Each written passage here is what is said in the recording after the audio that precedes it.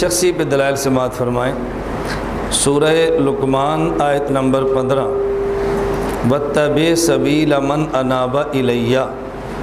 اللہ رب العزت نے فرمایا کہ اس کے راستے پر چلو جو مجھ تک آئے، جو میری اطاعت کرے، میری طرف متوجہ ہو، اس کے راستے پر چلو۔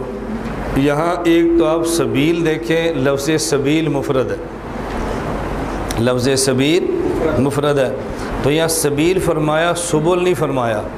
معلوم ہوا یا ایک راستے کی بات کی ہے، کئی راستوں کی بات نہیں کی۔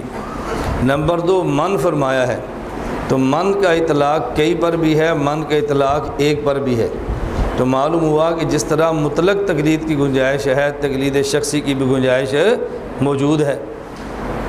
من اناب الیہ سے جس طرح نبی پاک صلی اللہ علیہ وسلم کی ذات مراد ہے، اسی طرح بعض مفسرین کے ہاں من سے مراد سیدنا صدیق اکبر کی ذات ہے۔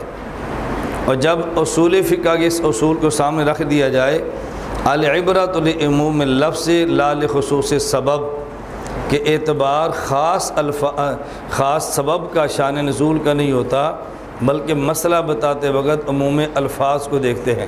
تو پھر معلوم ہوا کہ اس من سے مراد ایک نہیں، بلکہ من سے مراد ہر وہ ہے جو اللہ کے راستے کی طرف متوجہ کرے۔